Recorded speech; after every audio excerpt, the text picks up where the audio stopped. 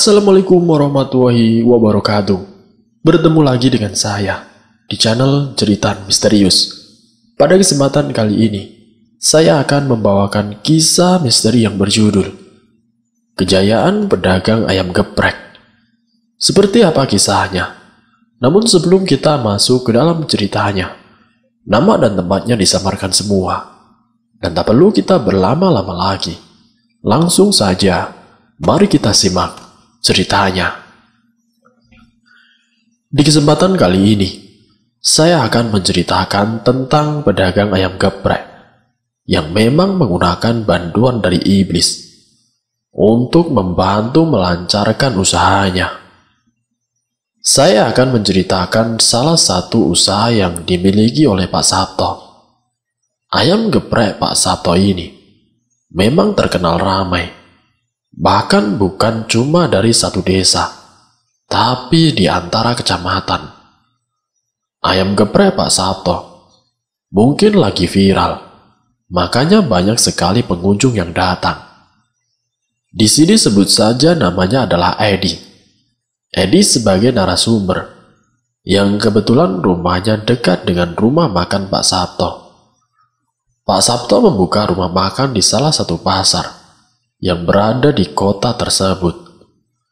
Pasar itu hampir dikatakan sebagai saksi, di mana Pak Sabto ini merintis usaha ayam geprek dari awal sampai sekarang yang semakin meningkat.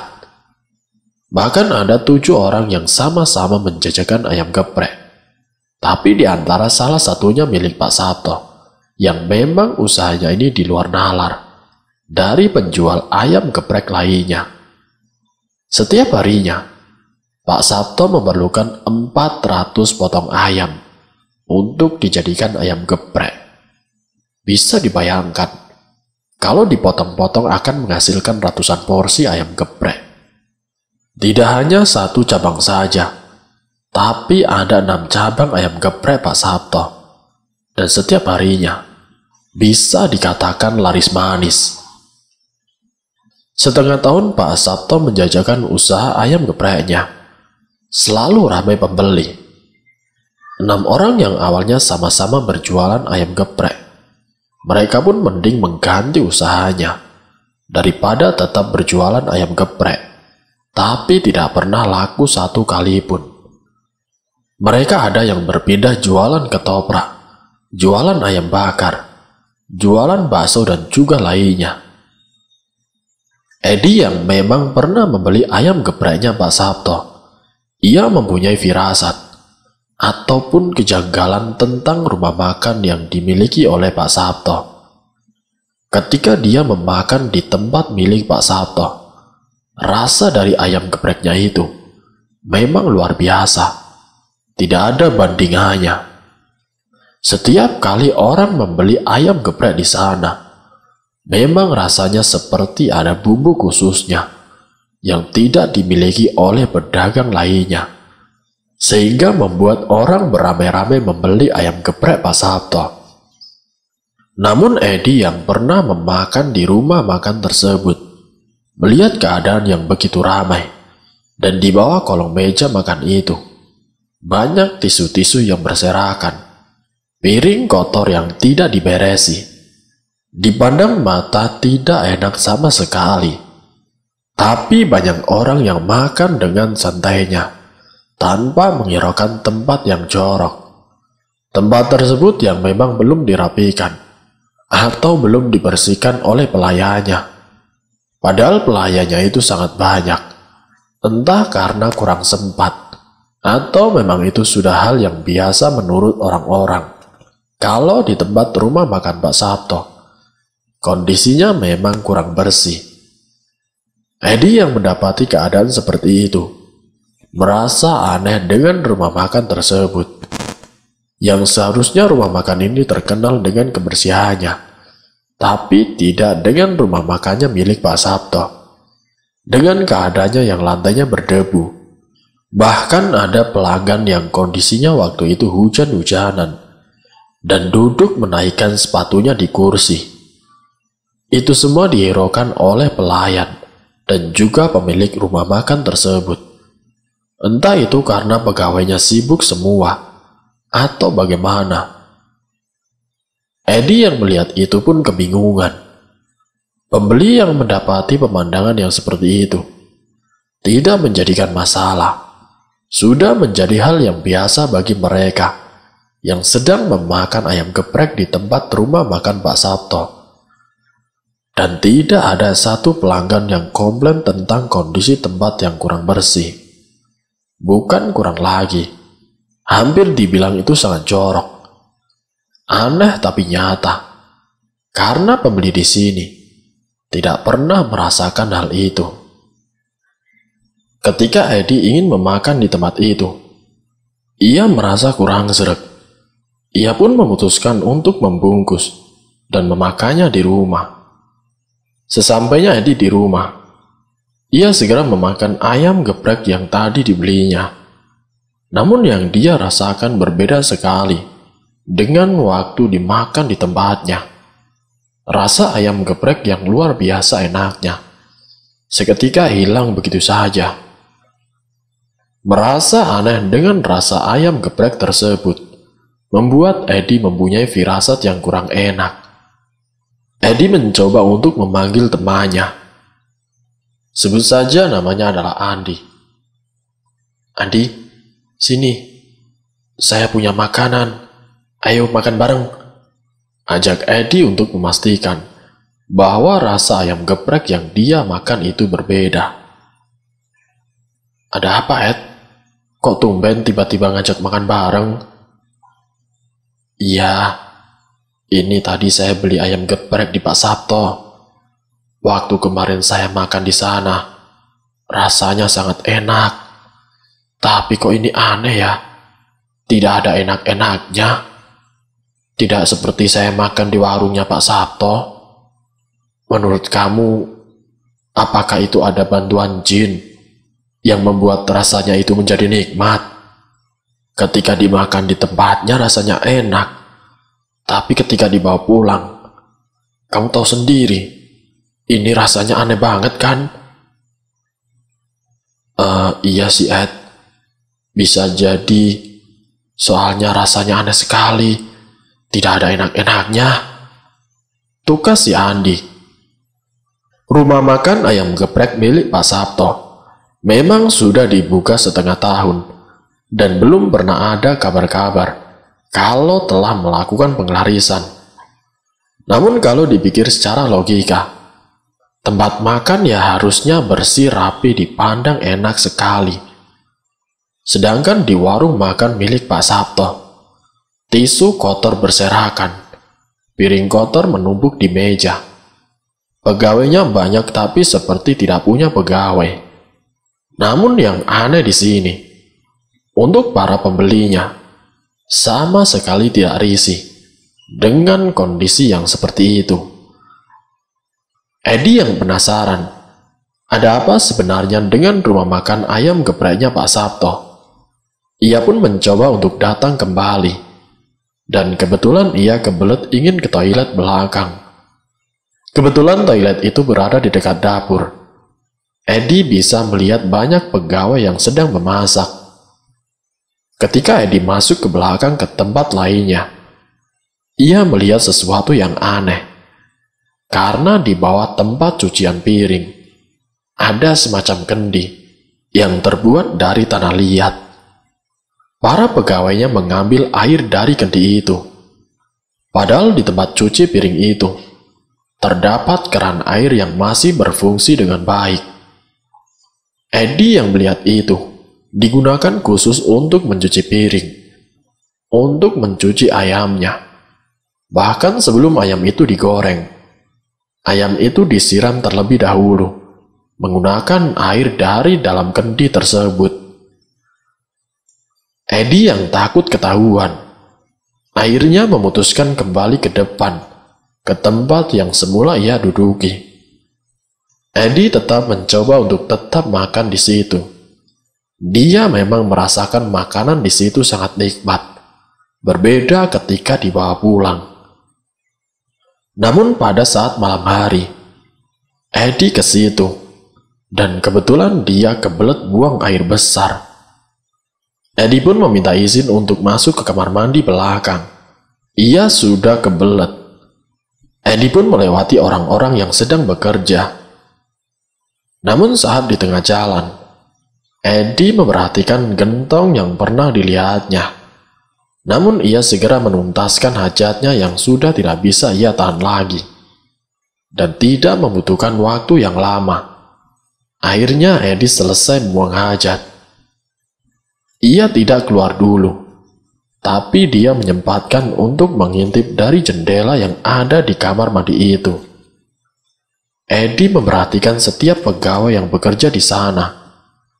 Dan setiap kali pegawai itu menggoreng ayamnya, ayamnya selalu disiram terlebih dahulu menggunakan air yang ada di dalam kendi besar itu. Hal tersebut yang membuat Edi semakin penasaran. Ia keluar dari kamar mandi. Dia mendekati gentong yang terbuat dari tanah liat. Dilihatnya kok ada kembangnya. Ketika Edi melihatnya, ternyata di dalam gentong tersebut ada sebuah kembang. Pegawai mengambil air yang tercampur dengan berbagai macam kembang itu, lalu disiramkan ke ayam yang akan digorengnya. Edi yang melihat itu sontak saja terkejut. Namun tidak berselang lama, Pak Sabto menghampiri pegawai tersebut dan lalu berucap, "Syaratnya jangan sampai lupa ya." Edi yang mendengar itu dibuat kebingungan. Syarat? Syarat apa? Edi yang sedang mengintip di balik kamar mandi. Edi pun kembali ke tempat awal semula. Ia pun memesan makanan agar tidak dicurigai oleh Pak Sabto dan juga para pegawai di sana. Namun saat Edi kembali duduk dan pesanannya pun sudah datang, ia mencobanya. Dan benar saja, ayam gepreknya itu rasanya enak sekali, tidak ada bandingannya. Edi pun mencoba untuk membeli lagi, tapi dibungkus. Setelah pesanannya jadi, ia pun kemudian pulang, tapi tidak pulang ke rumahnya, melainkan ke rumahnya Andi. "Assalamualaikum, Di." "Waalaikumsalam. Ada apa, Ed?" "Ini, Di, saya beli ayam geprek di tempatnya Pak Sabto lagi. Kamu tahu nggak, Di? Waktu saya tadi ke kamar mandi yang ada di belakang warung makannya Pak Sabto, saya melihat ada sebuah kendi yang besar, berisi air. Tapi air itu dicampuri dengan macam-macam kembang, Di." "Hah? Yang benar saja kamu, Ed?" "Iya, gue nggak bohong, Di. Dan air itu disiramkan ke ayam yang akan digoreng. Kan aneh. Itu air apaan coba?" Andi yang mendengar ucapan dari Edi sontak saja terkejut dan bingung. Andi yang juga merasa penasaran. Ia menyarankan untuk menanyakan kepada salah satu Pak Kiai yang memang dikenal tahu tentang hal-hal yang mistis. Langsung saja mereka pun menuju ke tempat tersebut. Mereka pergi menggunakan sepeda motor yang hanya membutuhkan waktu 30 menit saja. Sesampainya di rumah Pak Kiai, mereka berdua berucap salam. "Assalamualaikum, Pak Kiai." "Waalaikumsalam. Ada perlu apa ya?" "Begini, Pak Kiai, mohon maaf. Saya ingin bertanya, Pak Kiai. Bukannya saya mau suuzon, Pak Kiai, tapi saya merasakan hal yang aneh." "Maksud kamu aneh bagaimana?" "Begini, Pak Kiai. Anehnya itu ketika saya membeli ayam gepreknya Pak Sabto.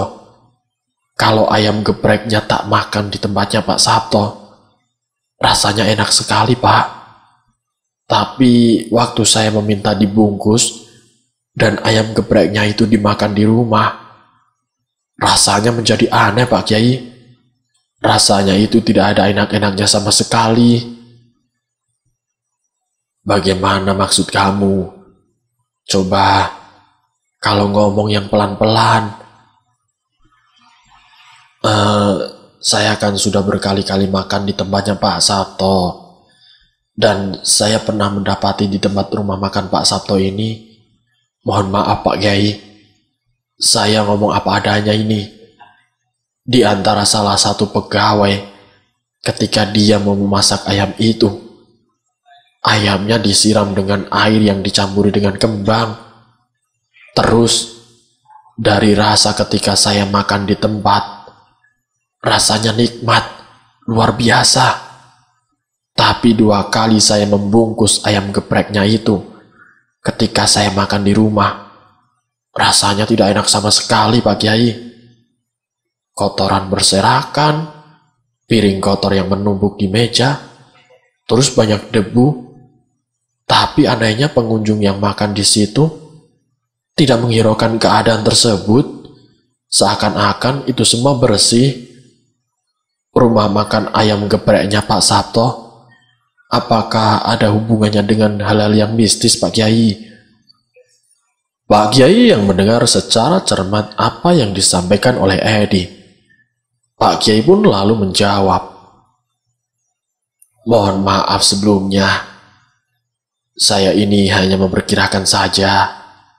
Kalau tentang rasa yang berbeda, itu biasanya ada semacam bantuan dari iblis yang membuat rasa dari makanan tersebut sangat terasa nikmat. Sebab biasanya yang namanya iblis atau jin yang membantu mereka membuat rasa itu berbeda, itu memang bekerjanya hanya di lingkup rumah makannya saja. Selepas keluar dari tempat rumah makan tersebut, rasa ayam itu rasanya akan sangat berbeda. Tidak seenak kalau makan di warung itu. Terus, tentang keanehan yang kamu melihat di dalam kendi yang berisi beraneka ragam kembang, saya sedikit menerawang. Mohon maaf, air itu sudah dibacakan mantra pengelarisan. Biasanya pemilik rumah makan itu melakukan ritual pengelaris dan menyiapkan berbagai sesajen. Terkadang, pemilik rumah makan tersebut harus menyerahkan tumbal agar dagangannya itu bisa laris. Jadi, apapun yang dicampur dengan air tersebut, rasanya akan nikmat. Bukan cuma itu saja, itu berguna untuk menarik seluruh konsumen ataupun pelanggan yang kebetulan lewat atau bahkan yang jauh untuk datang menjadi pelanggan tetap. Ini hanya sebatas penerawangan yang saya lihat saja. Itu yang saya tahu. Tapi mohon maaf, saya hanya mencoba menjelaskan tentang apa yang kamu tanyakan. Jadi, kalian berdua jangan pernah menyebarkan berita-berita bohong ataupun fitnah atau tentang apapun itu yang menyangkut ayam gepreknya milik Pak Sabto. Kalau memang kiranya kamu tidak mau membeli makanan dari tempat Pak Sabto karena memang dibantu dengan iblis, ya kamu jangan mendatanginya kembali. Jadi saran saya untuk kalian berdua, sebaiknya hindari saja. Tidak perlu menyebar gosip ataupun menyebarkan isu-isu tentang tempatnya Pak Sabto. Mohon maaf, 1 kalimat saja kamu menyebarkan isu-isu itu, maka seseorang itu akan mendapatkan dampaknya. Kalau memang isu itu salah, itu sama saja kamu memfitnah. Dan fitnah itu lebih kejam daripada pembunuhan. Jelas Pak Kiai panjang lebar. Dari pencerahan sang Kiai, akhirnya Edi dan Andi mendapatkan jawaban tentang keanehan yang selama ini dirasakan di tempat rumah makan Pak Sabto. Kalau begitu, saya sekali lagi terima kasih Pak Kiai atas pencerahannya dan jawaban dari Pak Kiai. Saya mohon maaf sebesar-besarnya sudah mengganggu waktu Pak Kiai, ujar si Edi. Sama-sama, kalian sama sekali tidak mengganggu. Saya mohon pamit Pak Kiai. Terima kasih. Assalamualaikum. Waalaikumsalam. Setelah mendapatkan jawaban, mereka berdua akhirnya pulang menuju ke rumah. Singkat ceritanya, semenjak mendapat pencerahan dari Pak Kiai, Andi dan Edi tidak pernah lagi membeli ayam gepreknya di warung Pak Sabto. Hari demi hari, tetangganya Edi yang bernama Badriyah merasakan hal yang sama seperti si Edi. Lambat laun para warga yang berada di desa itu sudah banyak yang mengetahui tentang warung makan milik Pak Sabto yang ternyata memakai pengelarisan. Dan selesai. Semoga dari kisah ini menjadikan pemahaman untuk kita semua, di mana setiap kali kita memakan makanan dalam bentuk apapun, di salah satu tempat yang mungkin rasanya nikmat luar biasa, tapi ketika dibawa pulang, rasanya sangat berbeda. Itu juga belum tentu menggunakan penglaris. Pokoknya kita harus mencerna sebaik-baik mungkin. Jangan sampai menimbulkan fitnah pada salah satu tempat yang kita kunjungi. Semoga kita semua selalu dalam lindungan Allah Subhanahu wa Ta'ala. Wassalamualaikum warahmatullahi wabarakatuh.